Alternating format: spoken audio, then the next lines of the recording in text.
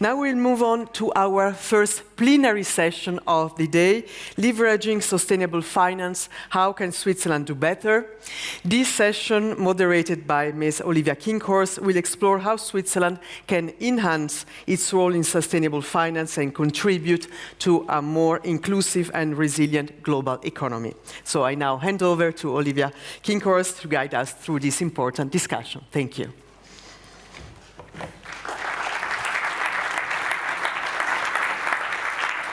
So, ladies and gentlemen, a very, very warm welcome to all of you. I see there's still people coming in, so please make sure to grab a seat.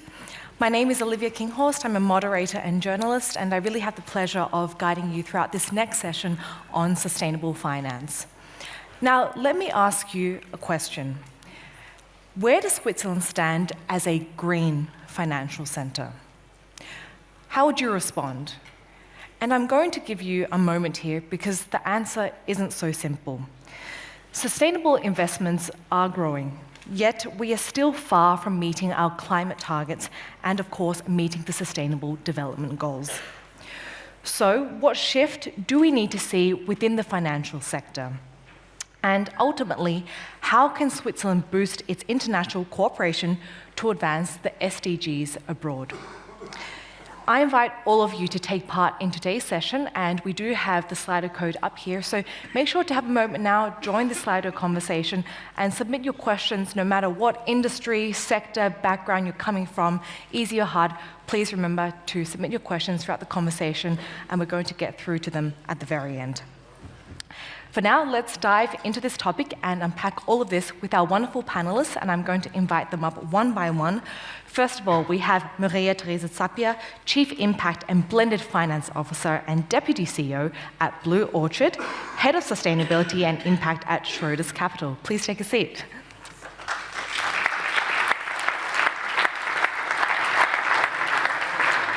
Next up, we have Thomas Vellacott, CEO of Worldwide Fund Switzerland, WWF, and of course, you know, one of the largest environmental organizations in the world. Please come on up.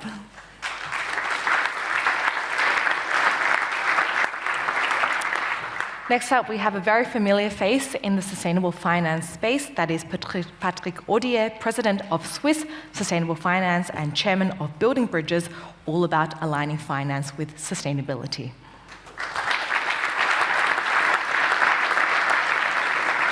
And last but not least, I'm delighted to welcome Caroline Bright, Regional ESG Advisory Lead at the International Finance Corporation, part of the World Bank Group. Please come on up.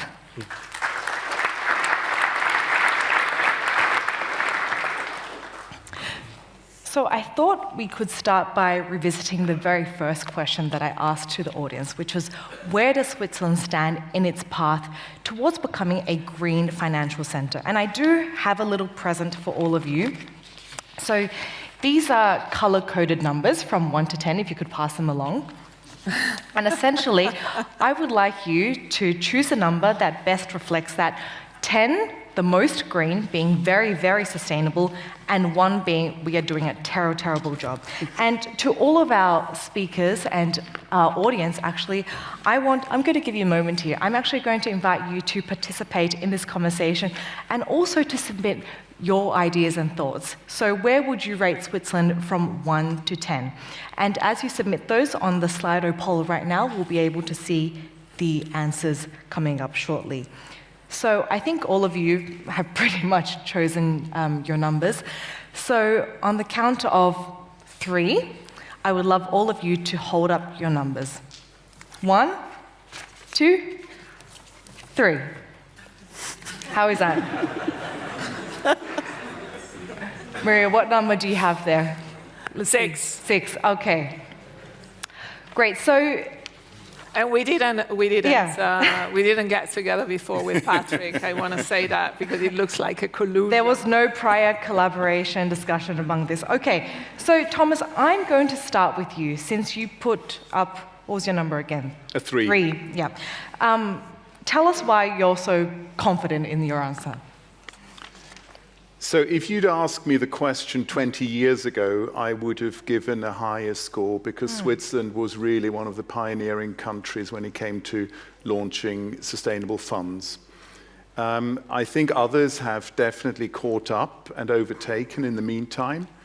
And whichever way I look at it, if I look at volumes of assets under management, which are sustainably managed, we're at about a fifth. And that's taking a very broad definition of what sustainable is. If you're a bit stricter, it's less than 10%. So we're very much in a niche. But also if I compare with other financial centers, let's take something like the Task Force for Nature-Related Financial Disclosure, a standard-setting initiative for nature-related risks. In the UK, you have 23 participants. In Switzerland, you have 2. Or also if you take something, if you compare it with other sectors within Switzerland, if you take the Science-Based Targets Initiative, we have over 300 companies in Switzerland that have set themselves science-based targets. In the financial sector, it's 8. So whichever way you look at it, I think there's a lot of catching up to do. It's interesting that there's almost been a little bit of a backtracking in your view. Maybe Maria and Carolyn, you can jump in. Do you still see sustainable finance occupying this niche existence? I know that you're visiting Switzerland right now, but maybe you can also give an outside perspective. Perhaps you can start. Perfect. So, Maria Teresa from Blue Orchard. So, on our side, we've been working in Switzerland for 25 years, and the decision was to establish the company in Switzerland because we felt that there was really the opportunity to actually unlock capital in Switzerland for impact investing. If you look at the percentage of impact investing asset managers in Switzerland, it's very high. 30% of actually the assets in impact investing are managed out of Switzerland. So, I put a 6 because I felt that there is already a lot of activity in Switzerland in terms of potentially achieving the Sustainable Development Goals. There are actors, there is, the asset managers certainly can play a role. But at the same time, people know that I'm an optimist, at the same time, I still think that there is much more than can be done to get to an 8 or a 10. Really, if we can move, the asset owners, the pension funds, capital into, impact investing, for example. And if I'll give my perspective coming from emerging markets, so IFC, we invest in emerging markets, and my experience in sustainable finance is very much embedded in what I see in emerging markets, which is why I gave Switzerland a much higher score than any of the Swiss panelists, I believe. We see that Swiss is actually providing fantastic guidance for emerging markets. So if you compare to what is happening in countries that are further behind, Switzerland is still doing well. But I absolutely agree, even from my perspective, there's still space to grow. And I think that's important. One of the things I always say to the countries we work with in this space is this is a journey, not a destination. So there is always the possibility to improve. But Switzerland has been a real guidance for many emerging markets in sustainable finance. And I think you should congratulate yourselves for that, but also not give up and think you're finished. There's more to be done, and we're very happy to collaborate with Switzerland to take your learnings to the markets we work with. Now, Patrick, I have to be honest here. I thought that your number would actually be much higher. So just talk to us about the thinking behind your answer. I was expecting you would expect me to put a higher. I think we have to be realistic, humble. This is a journey, as it was just mentioned, and we have done a lot of progress. Actually, since we started, Thomas and I, to discuss this about 10 years, a long time ago, where we had really a gap. I think the gap has not that much increased in all aspects. It has increased in some, but in other aspects, I think it has developed in a favorable way. If you look at, first of all, the inflows of capital in Switzerland going in the direction, I'm saying because the concept of sustainability and impact is broad, has been growing at double-digit rates for most of the years in the last, I would say, the last 5 to 6 years at least.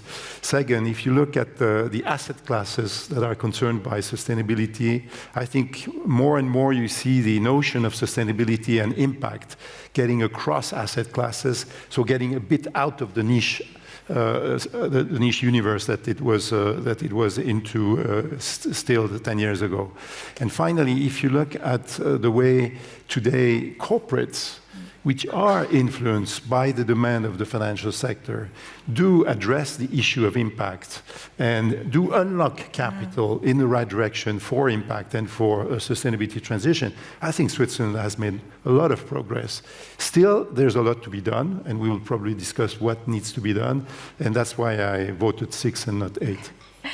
The headlines when it comes to sustainable finance are not always positive. And I'm wondering, since you are so heavily embedded in this space, what is something that we need to understand about sustainable finance that we don't see or read about in the newspaper?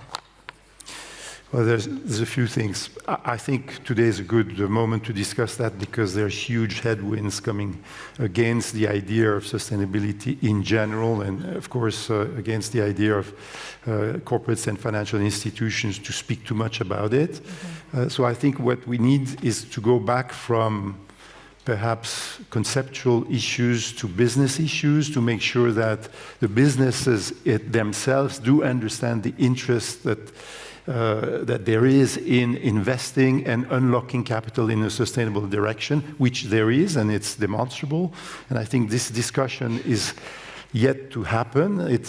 We need better examples coming from the industry for the financial sector to be convinced that these are destinations for investment that should be encouraged, whether sustainably in general or for impact in particular in some region, thinking about some of the industries like construction, like transport, et cetera, you have many abilities today to look at examples that could be very helpful in this respect. So that's one. The second, of course, which is a difficulty, has to do with the broad issue of data and how you interpret this data. So if I were to sum it up, I would say, as long as we're not capable of having impact into the financials of a company, it's going to remain difficult.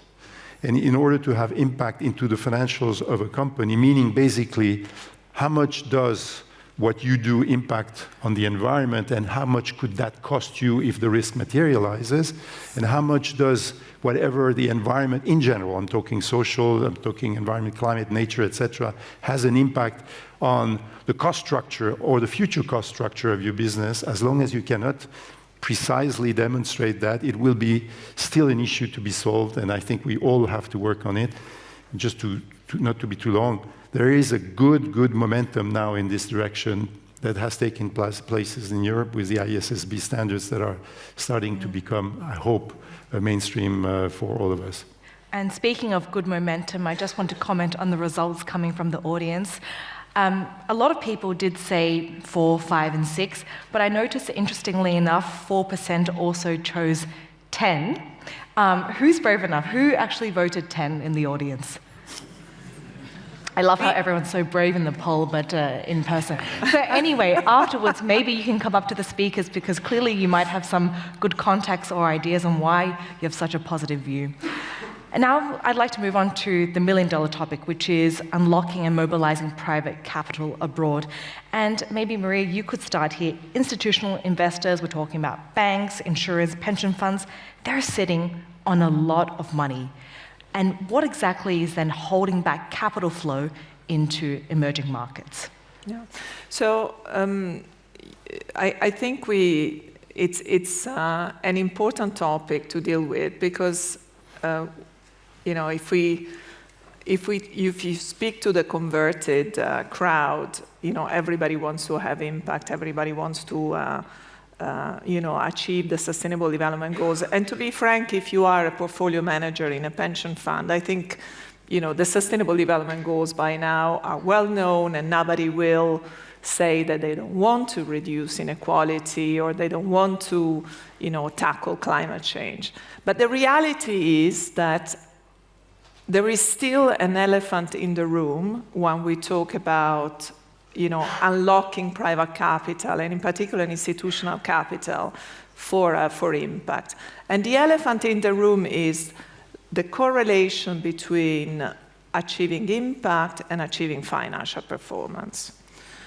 So a really important part of whoever has been working in this industry is actually to show the track record. And I know it sounds very boring and potentially very barren, but the reality is that whenever you are trying to really unlock capital, that's really the first question that is asked. So at Blue Orchard, we worked for 25 years really trying to show the numbers, for example, of our flagship strategies, to really show that this is not just doing good, but it has an incredible potential, for example, for a pension fund, for an insurance company, to allocate part of their capital to emerging markets for impact. Because this has the potential not only to deliver, and be in line with their, sustainability and responsible investing criteria, but actually be an add-on from a financial performance. And I really want to say this is always the elephant in the room. Whenever you meet an investor, they always say, or a family office, they always have this, in the back of their mind, this is nice, but this is not actually moving the needle in terms of financial performance. And I think the more we, as an industry, actually show the correlation between achieving impact and achieving financial performance, the more we will be able to successfully unlock capital, and in particular for emerging markets. Turning to the rest of the panelists, and Thomas, maybe you'd like to jump in here. Maybe just two things. One, we often assume that there's not much demand out there. And there actually is. When you then see, recently $500 million bond issued 6 times oversubscribed. So there is interest for these kind of investments. I think we need to ensure that we have two things. One is on the supply side, that we have the vehicles that are suitable with the kind of risk-return profiles that make them attractive for investors. And on the other side, on the demand side, we need to have institutional investors that set themselves climate and nature, or more broadly sustainability goals, that have a clear path to net zero and nature positive, and that have transition plans of how they want to get there, because that gives them a context within which they can then move. And the final thing maybe that can help us there is also to ensure we have the regulatory frameworks that encourage both the net zero targets as well as the transition plans, but also that avoid some of the perverse incentives in stopping institutional investors from actually making the investments they may be prepared to make. I see you just nodding your head here. I'm very keen to come in. I mean, as an investor in emerging markets, we see this all the time, many of the points you've both just mentioned. But I have to say that ESG risks are very real when we invest in emerging markets. And I do think that is holding back many investors. It holds us back, I'll be honest. We take ESG risks very seriously, equally seriously to the impact that we want to bring into those markets, as well as making a good investment and getting a return. And balancing all of these things when we make investments is very tricky in emerging markets. The ESG risks are very real. We need to manage them, and we need our investees that we invest in to manage those risks. And that is a challenge. So how do we scale up? I think regulatory, scaling up, having the enabling environment that encourages investors to come in and to take those risks is critical. And that's something that we've been trying to work on together with SECO, I have to acknowledge, because the regulatory and the market environment must really enable these investments to come in. Otherwise, it is potentially too much risk. Thomas, I'm going to follow up with you, because in the past you've said that biodiversity-related financial risks have not only been completely ignored by the financial sector, but also by decision makers globally. You made these comments a few years ago. Let's revisit them. How do you feel about that now? We've come a little while, but not as far as we should. So biodiversity risks were completely off the radar a few years ago. They're now being acknowledged. They're being acknowledged by financial sector actors. They're being acknowledged by central banks who have realized that there are real risks out there also for financial stability related to biodiversity. We launched a tool called the Biodiversity Risk tool, where you can look at your supply chain as a company and work out where your biodiversity risks are. We've now cooperated with MSCI to make sure that data is included in their offering. So there's a growing interest in this. But generally, I think there is still, we still talk about sustainability kind of like, oh, it's that nice trend, let's all be green and happy, you-di-da. It's not about that. It's about good risk management. It's about understanding the climate risks. It's about understanding the biodiversity risks. Let's stop pretending. This is not about us being green and hip and whatever. This is about good risk management. And once that lands with investors, lands with financial intermediaries, you then have a very different conversation, because you have a conversation about risk and return, which is in their very core interest. And I think some actors, financial market actors, have understood that and are bringing it into their mainstream risk management practices. And others are still treating sustainability as, oh, we've got that nice little product on the side for the green-minded among you. Yeah, very much support that. Just like to identify a paradoxical situation, we have international thinking processes that are now clearly still separating the issue of biodiversity from the issue of climate and other types of environmental aspects.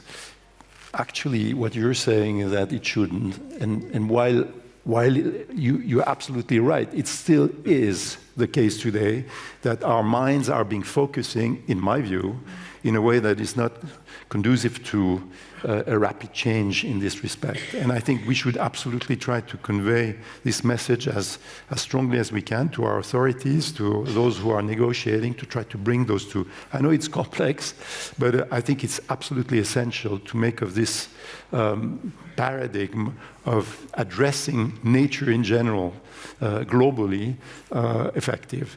That's the first comment I would like to make. The second is that if you look at, and I'm sorry to come back to business-related issues, but still, as I said at the beginning, if you want the private sector to be effective in addressing these issues, you have to make the business proposal and the business case central.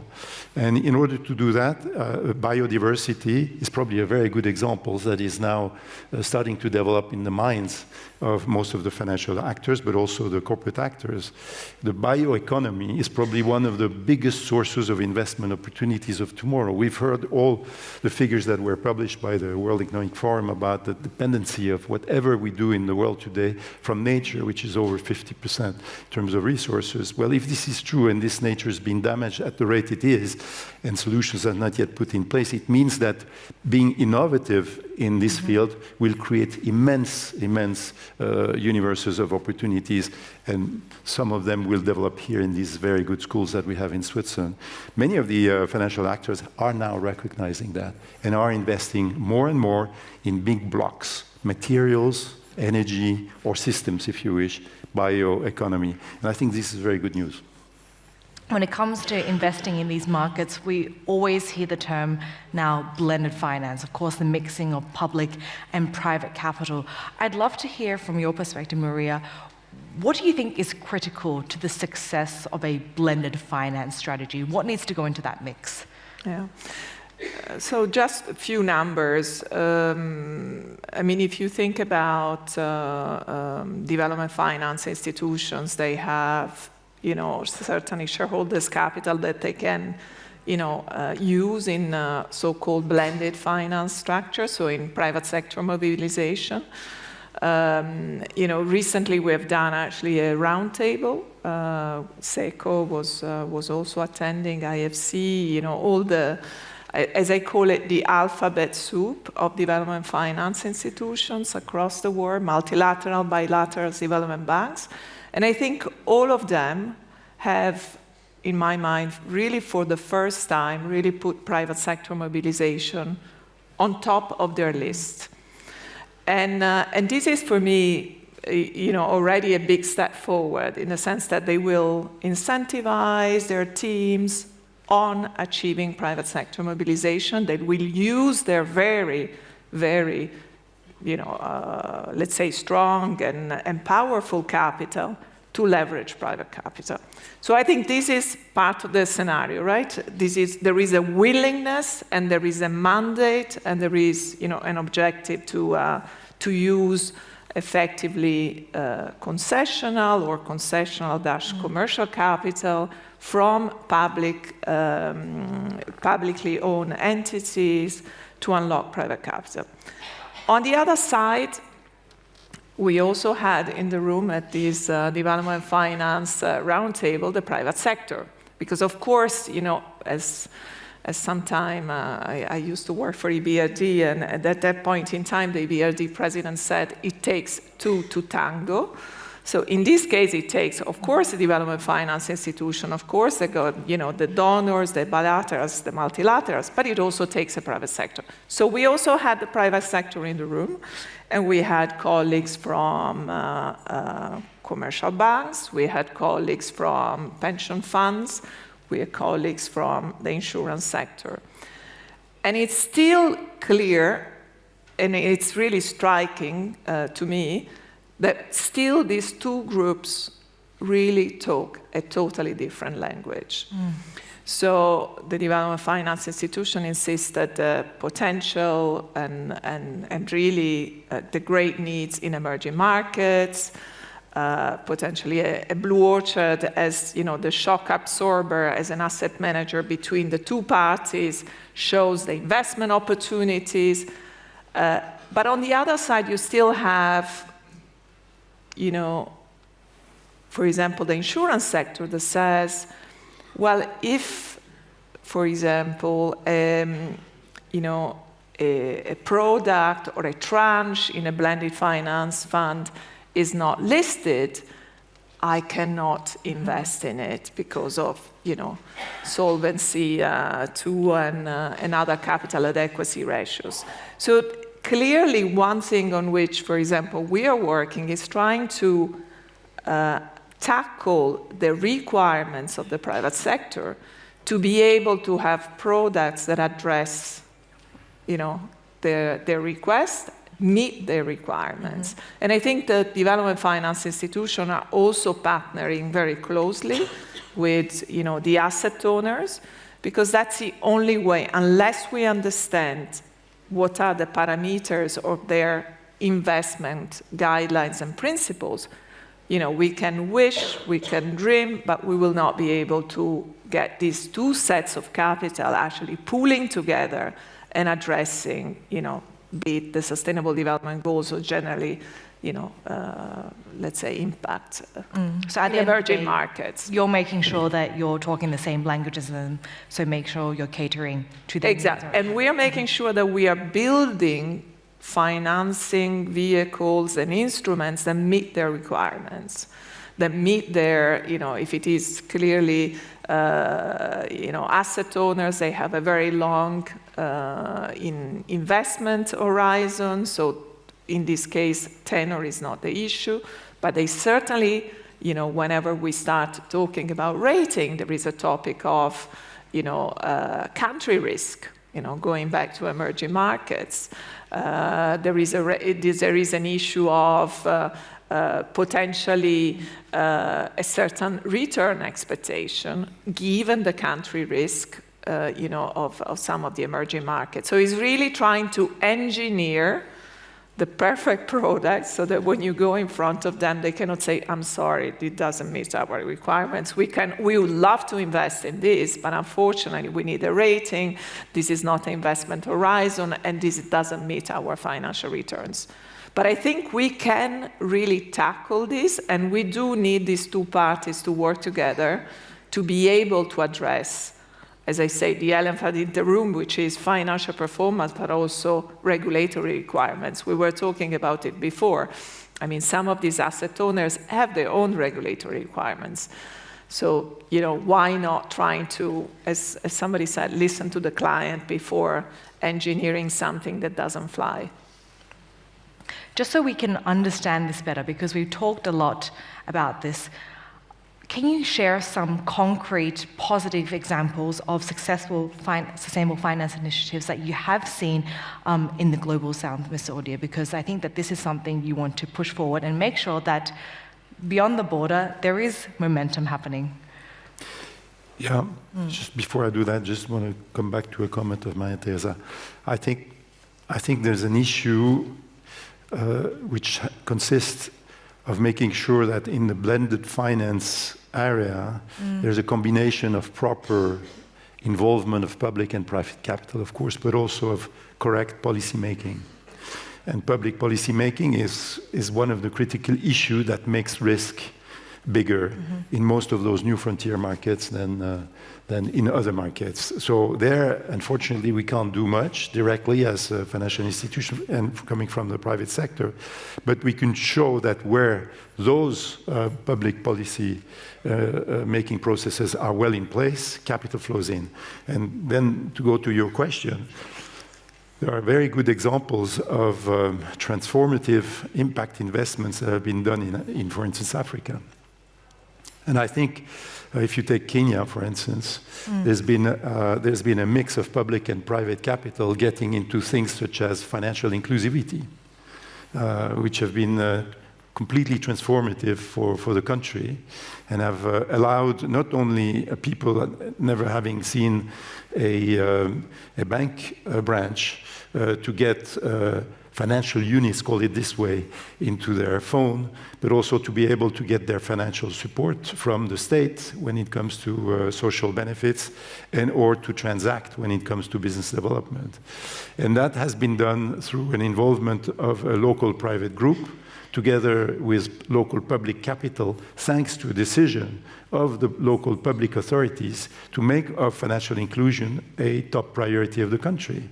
And I think there are other examples that you can cite, of course, in this respect, and that makes me go to the comment that I think we should remember that impact will come from massive relocation and inflows of capital into those countries, and not for a collection of minor investments. The collections of minor investments are really useful, but if you want to correct what has to be corrected now in terms of real impact, you have to make the conditions for massive capital to flow back into those countries. Therefore, the risk issues that you were mentioning are absolutely essential. And I'd like to cite the example of one of the biggest asset owner in the world, which happens to be a Canadian entity, that was hesitating to come to Switzerland for one of the last edition of the Building Bridges Forum. And when we asked them to come, they said, you have to find me a good reason to come. And I said, well, maybe you could find good examples of very interesting investment opportunities. And the answer was immediately yes, but for 500 million. And we're talking a private a pension fund that is actually asking for huge investment opportunities to be available, but if they are, it could be exemplified, would absolutely be natural partners. And I think that's probably very good news. So we have to tackle this idea of public policy as much as we have to tackle the idea of risk management. So at the end of the day, yes, you can jump in. Well, I will jump in just on that point because I think they are absolutely connected. I don't think they're separate at all. And I think the really key elephant in the room that we mentioned but needs to be repeated looking at some of the comments that I'm seeing coming through is, this is two sides of the same coin, the impact and the risk management, and having that enabling environment to enable those huge investments to come in.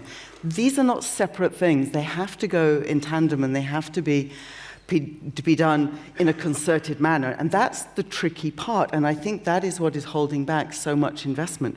We do invest in these markets. It's incredibly difficult to find those big investments. We use blended finance to help us make those investments that we wouldn't otherwise be able to do. And we, as IFC, take a lot more risk than most institutional investors and make investments in much smaller clients. So I think all of these things need to be addressed if we really want to increase that impact and have a longer-term impact in emerging markets and in sustainable business opportunities. It seems that there are, yes, Patrick, I know that there's a lot on your mind, but we do have quite a lot of questions, and maybe we can come back to that. It seems that there are quite a lot of elephants in the room. So that's quite okay. Yes, we like which is fine. And I'm going to get to one of these elephants, which I knew would be coming up in the Q&A, but I think it's time to tackle this. So based on the questions that have come in, there's actually a voting system, and this one stands at the top. How about the backlash? You knew this was coming. Won't sustainable finance be out of fashion very soon? I'll take this, if I may. You may. Can I volunteer, sacrifice myself? So I actually wanted to give a, as they say, we need to celebrate success. And I don't know how many of you have seen the news, but I think there is an incredible news as of yesterday, and I'm reading out of the Financial Times. Top UK pension fund pulls 28 billion from State Street over ESG retreat. I put it in simple words. So they moved 28 billion of its UK people's pension. So it's a group of pension funds, 28 billion from a US asset manager to European asset managers. And why did they do that? They did that because, and this is the trustees of the UK pension fund talking, we have chosen, and I really quote this, we have chosen to prioritize sustainability, active stewardship, and long-term value creation. Isn't that fantastic?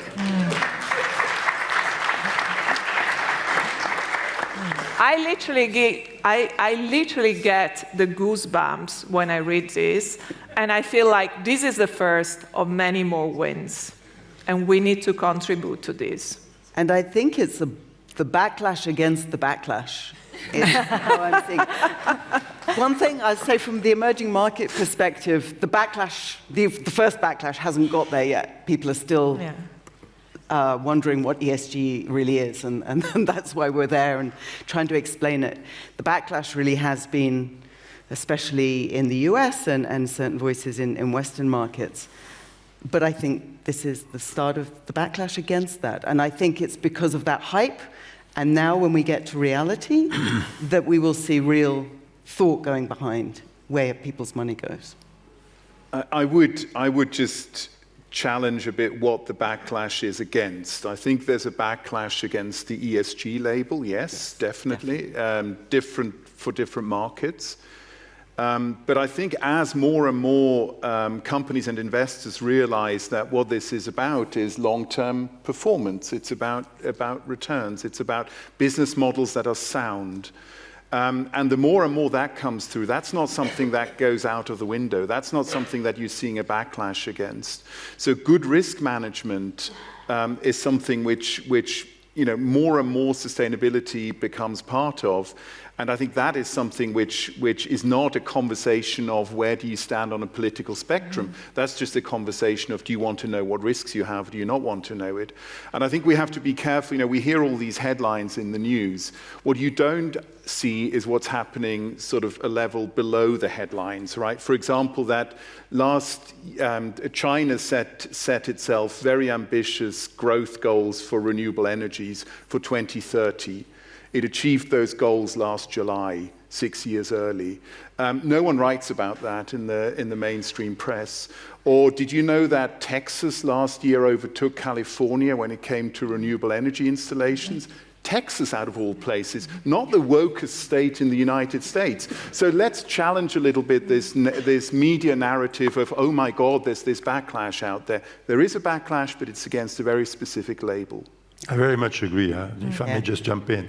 I mean, the transition is ongoing, and nobody has to be yet convinced that it's valid for every sector of the economy, including the financial sector.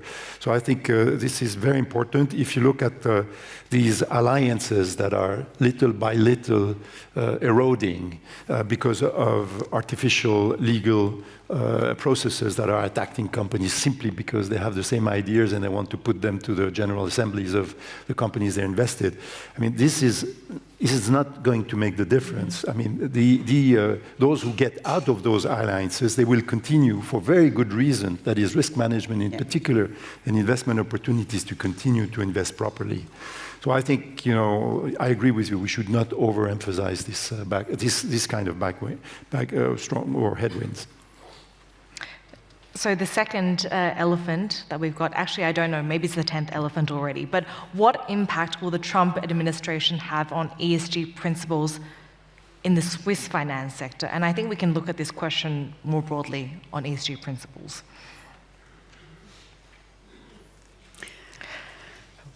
I certainly can't answer for the Swiss finance sector, but honestly, I don't think it's going to stop us looking at ESG. Certainly as a development finance institution, there may be some noise. People may prefer different terminology, as has been said, but we will most certainly continue to look at ESG when we make investments, and we will consider the risk side as well as the opportunity, and we'll be looking at how we can maximize the impact that we have from our investments in a sound way that does not have negative harm on the environment or on people. I do not think that that is going to change. To follow up on impact, we have a question here saying, in the absence of effective measurement tools, there is this really great risk of impact washing. How can impact investors measure their impact? You want to go?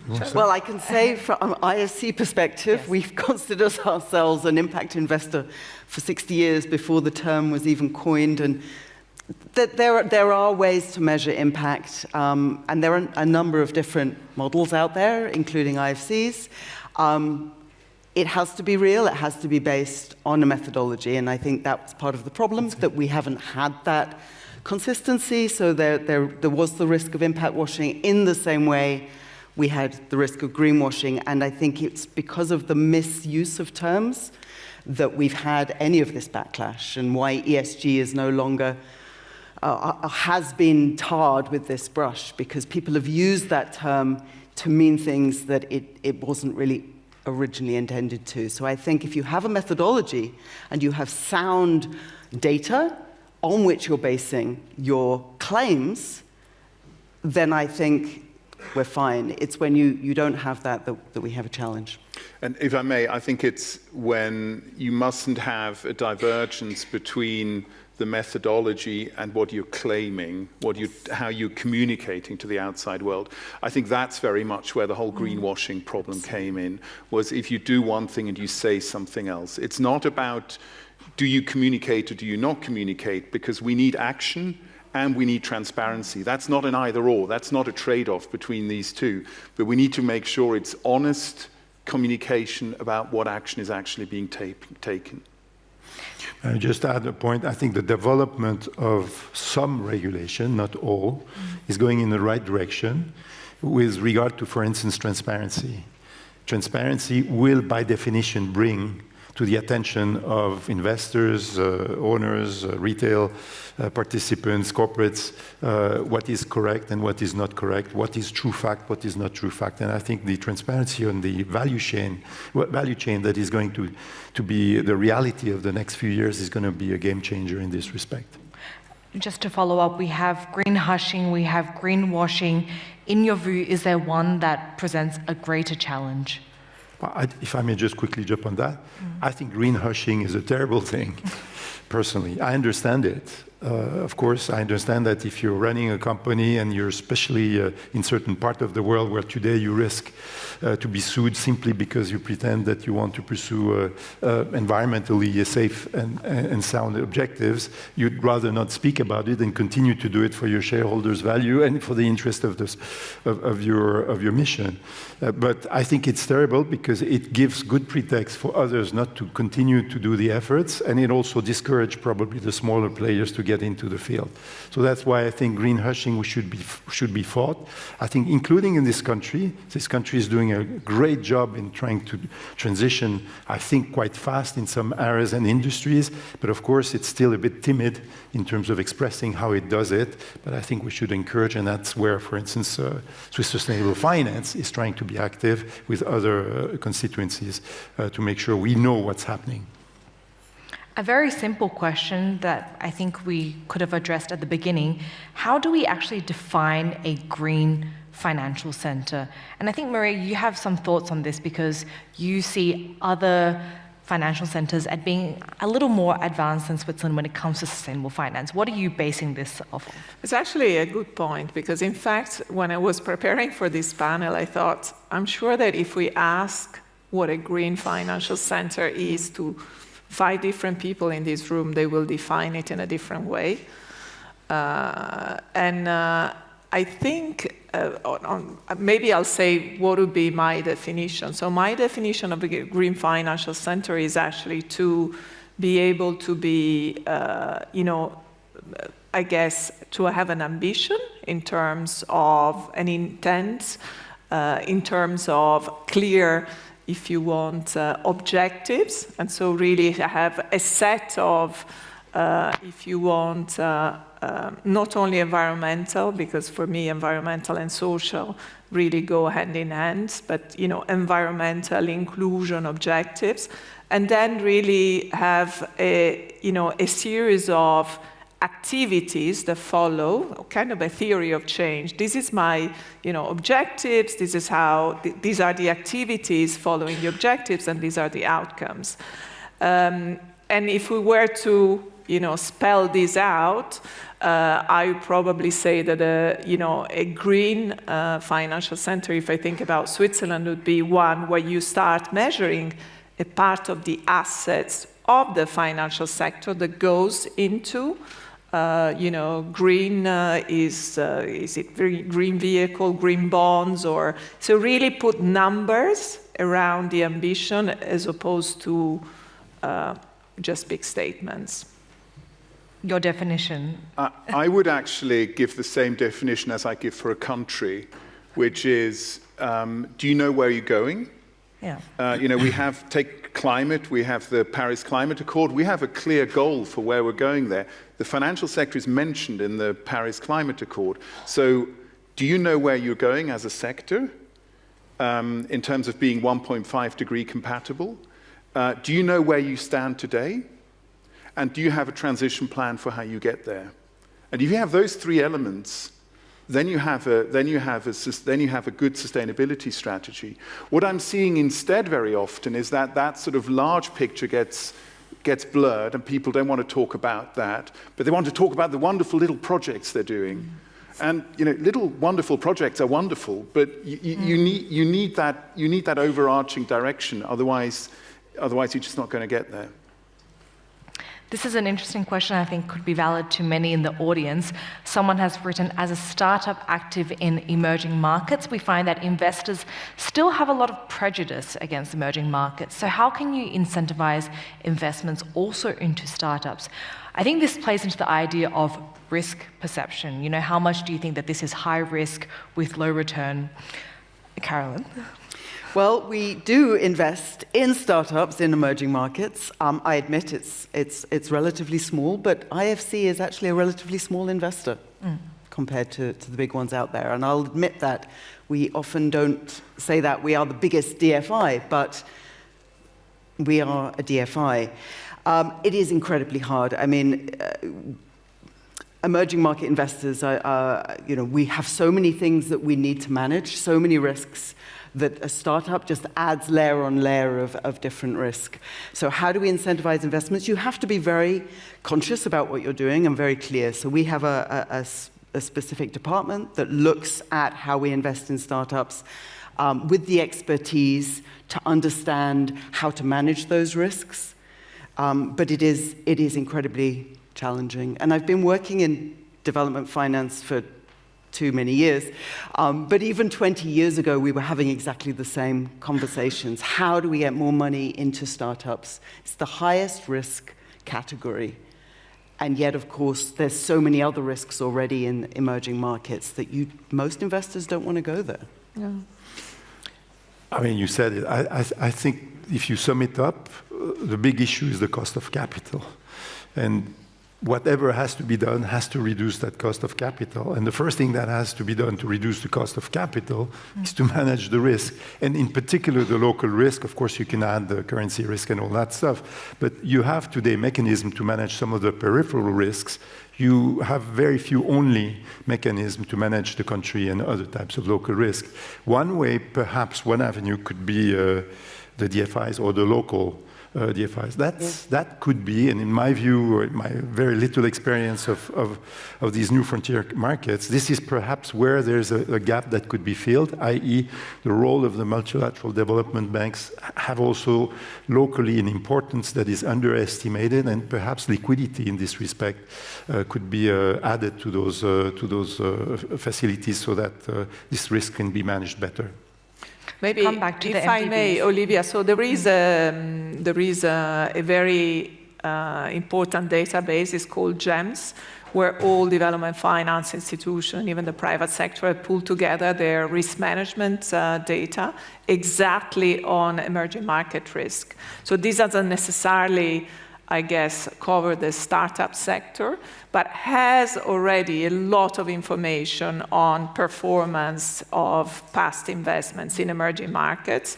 And it's really across, least developed countries where the DFIs are working. So there is a database out there, and I really, really suggest that people have access to it, because that is the first discussion, even if before you go into the startup, of really trying to say, yes, we're conscious about the country risk, we're conscious about the emerging market risk, but listen, there are track records of 20, 25 years that can show the performance of these type of themes and sectors and investments and asset classes in emerging markets. So the database is out there. And I think the DFIs have done a great job of actually, for once, pooling all the resources together in one database, as opposed to have the IFC number and, I don't know, the KfW number, the SECO numbers, everything is together. You've already mentioned the idea of MDBs. We didn't get to that in the conversation, but how can multilateral development banks actually play an even bigger role? And do you think we need to reassess their business model? You work with them? I work for one. Yeah. So IFC, we're a global development finance institution. Do we need to reassess our business model? Is probably above my pay grade.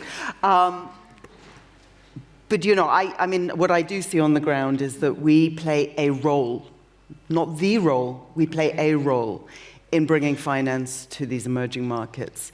And this is where we do need to leverage partners, and we do need to work with the private sector investors and bring them along, mobilizing capital, as was said earlier, as well as leveraging development partners who will help provide concessional finance for things like blended finance. I think there is a role for us to do more, as has been said. But that's incredibly challenging, because to do more, we need more funding, we need more risk capital, and that's where you kind of get stuck. So I think we need to be consistent in what we're doing. We need to mobilize more capital so that we can have a greater impact. But at the same time, we absolutely need the support of partners like Swiss government and other governments who do help us work beyond just the money and the finance out the door, but on that regulatory environment, on that market environment, because that's really what will enable others to come in and supplement what we can do. Olivia, if I may add, just quickly, I think development finance institutions need to take more risk. Okay. We just had the question just before asking about startups in emerging markets. That for me is a clear case of where you need, let's say, concessional capital, or in any case, development-oriented capital to go in. So they need to take more risk. They need to be faster in their investment, decision making. You cannot wait for 2 years for an investment decision, and they need to really design products that the private sector can co-invest with them with.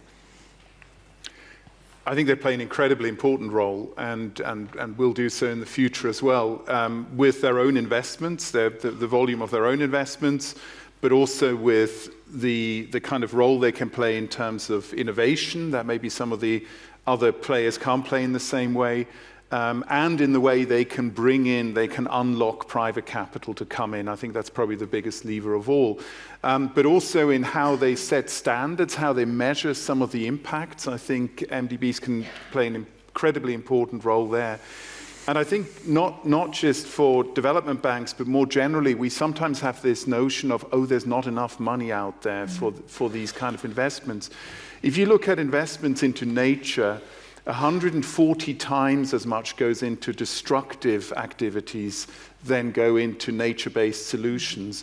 So if we can just shift some of that and have it less into the destructive elements and more into the nature-based solutions, the money's there. We just need to do the channeling. And I think MDBs can play an important role in that as well.